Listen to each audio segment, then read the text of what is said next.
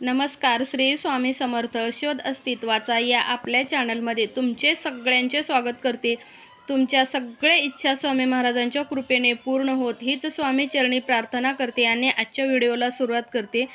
आता येती दिवाळी तुमच्या घरामध्ये, तुमच्या आयुष्यामध्ये आनंदाचे वातावरण निर्माण करो. तुमच्या घरावर सुख, समृद्धी, शांती, माता लक्ष्मीचा आशीर्वाद कायम राहो, ही सुद्धा मी माता लक्ष्मीच्या चरणी प्रार्थना करून आजच्या व्हिडिओला आपण सुरुवात करूयात. तर ह्या दिवाळीमध्ये तुम्ही जी सेवा करणार आहात त्या सेवेचं फळ तुम्हाला 100% मिळणार आहे. आणि ही जी सेवा आहे ती यूट्यूबवर तुम्हाला आत्तापर्यंत कुणीही सांगितलेली नाही. आणि या सेवेचं फळ तुम्हाला कसं मिळतं, त्याचा रिझल्ट कसा मिळतो, हे तुम्हाला एक झाड लावायचं आहे. आणि त्या झाड किती उगवतं आणि जसं जसं ते झाड उगवल तसं तुमच्या घराची जी प्रगती आहे ना ती होणारच आहे. तर त्याच्यासाठी तुम्हाला काय करायचं आहे, ही सेवा जी आहे ते तुम्हाला 1 तारखेला करायची आहे.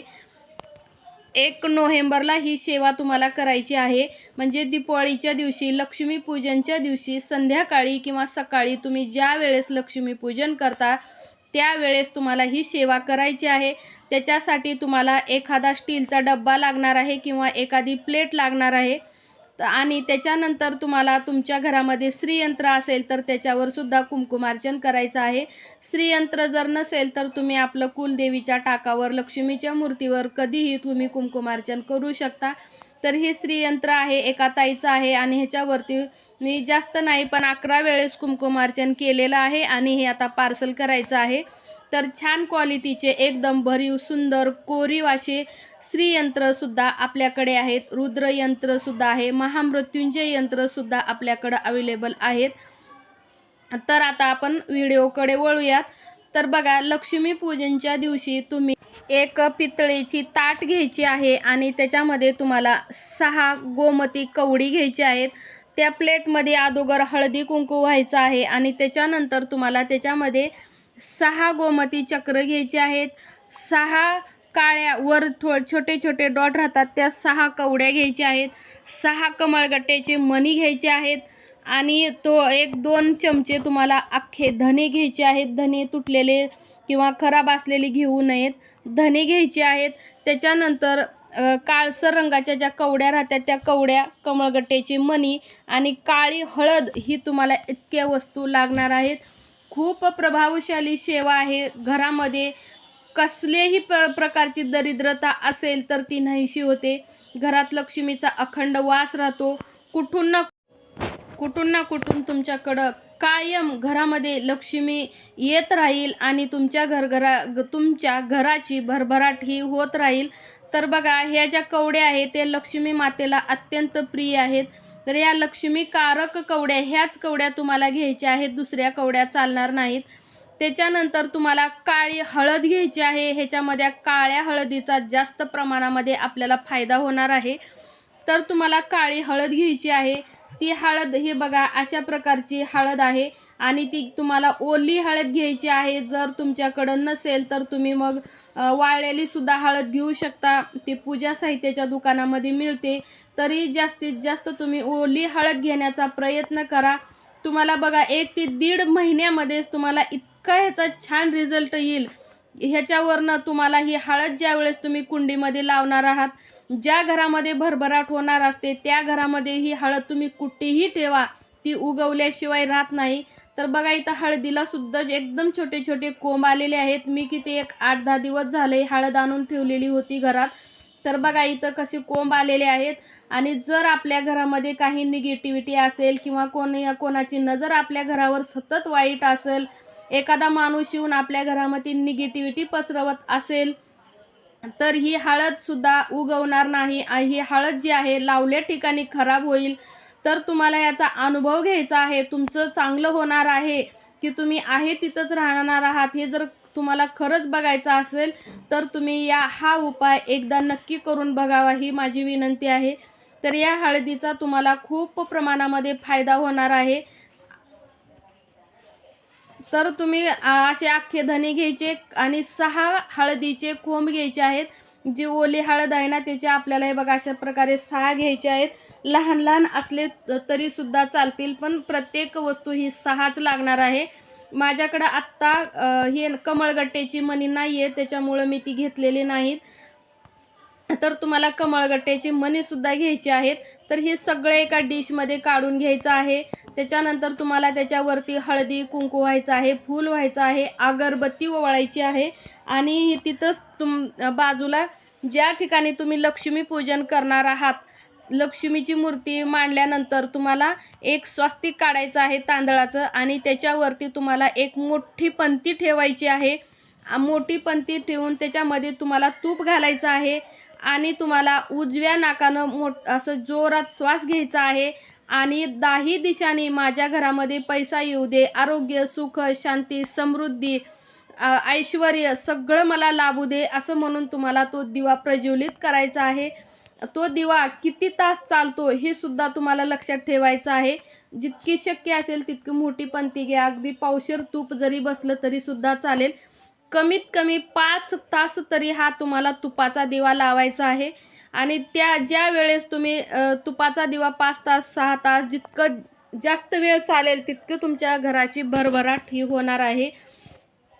आणि त्याच्यानंतर दुसऱ्या दिवशी किंवा तिसऱ्या दिवशी ज्या वेळेस तुमचा हा दिवा जो आहे तो शांत होईल त्यावेळेस हे सगळं साहित्य तुम्हाला एका छोट्याशा स्टीलच्या डब्यामध्ये काढून घ्यायचं आहे आणि ती जी शिल्लक राहिलेली वात आहे त्याचं तेल थोडंसं तुम्हाला पिळून काढायचं आहे. तूप आपण तुपामध्ये ती वात लावायची आहे. ती तूप जे आहे ते जास्त प्रमाणामध्ये त्या वातीमध्ये राहिलं नाही पाहिजे आणि ती वात जी आहे दोन वातीची एक वात करून लावायची आहे. ती वात जी आहे ती वात तुम्हाला या डब्यामध्ये ठेवायची आहे. ज्या डब्यामध्ये हे सगळं साहित्य ठेवणार आहोत त्या डब्यामध्ये आणि त्याच्यामधील जी ही काळी हळद आहे त्यातील अर्धी हळद तुम्हाला कुंडीमध्ये लावायची आहे आणि अर्धी हळद जी आहे ती तुम्हाला तशीच एका कागदामध्ये बांधून त्या डब्यामध्येच ठेवायची आहे आणि ही सगळ्या वस्तू आहेत या वस्तूवर ठेवून तुम्हाला परत प्रार्थना करायची आहे.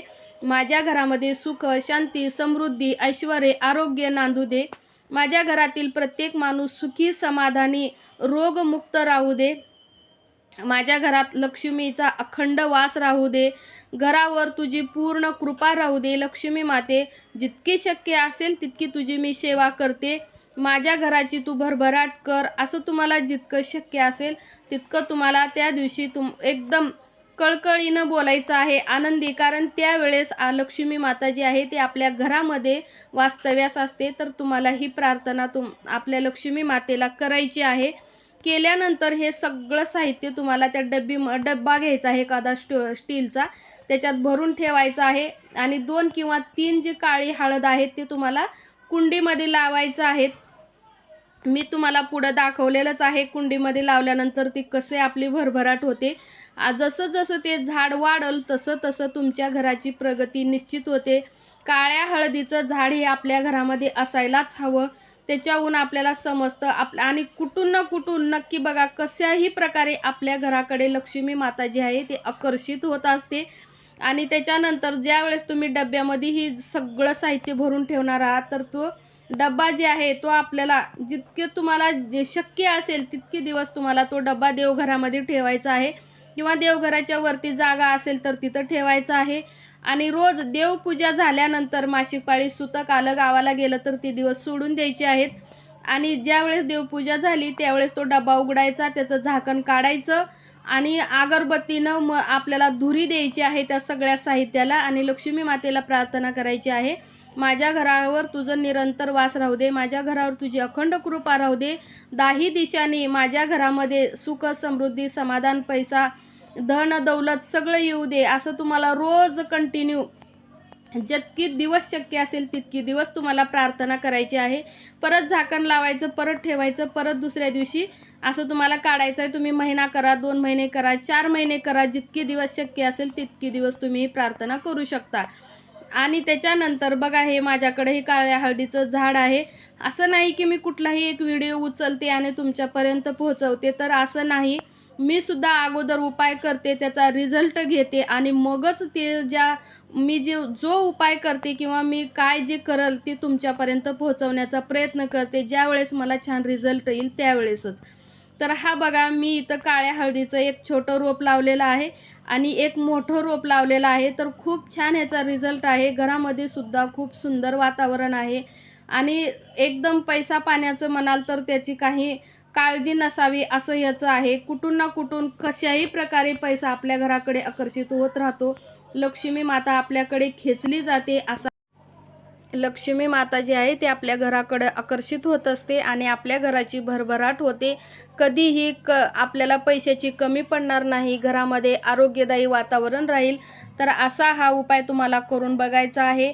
आणि जर तुम्हाला आजचा जो व्हिडिओ दाखवला आहे ती जर समजला नसेल तर पूर्ण व्हिडिओ करून दाखवा अशी कमेंट करा. मग मी तुम्हाला उद्या पूर्ण व्हिडिओ 1 तारखेच्या अगोदर कशी पूजा करायची, कशी मांडायची, कुठं काय करायचं, ही सगळी टोटल माहितीचा व्हिडिओ तुम्हाला मी नक्की दाखवेन. पण जितक्यात जास्त कमेंट येतील त्याच्यावर व्हिडिओ मी तुम्हाला दाखवेन. तर बघा, ही छोटी हळद आणि मी मोठी हळद लावलेली होती तर कशी, आणि पानंसुद्धा खूप सुंदर आलेले आहेत, हिरवेगार आहेत. फक्त ह्याच्यावरती धुण्याचं कसलंही खराब पाणी पडू देऊ नका, त्याच्यामध्ये जास्त घाण होऊ देऊ नका. कारण ही जी हळद आहे, काळी हळद, ही विष्णूला सुद्धा आणि लक्ष्मी मातेला दोघांना सुद्धा प्रिय आहे. त्याच्यामुळे आपली घराची भरभराट झाल्याशिवाय राहणार नाही. श्री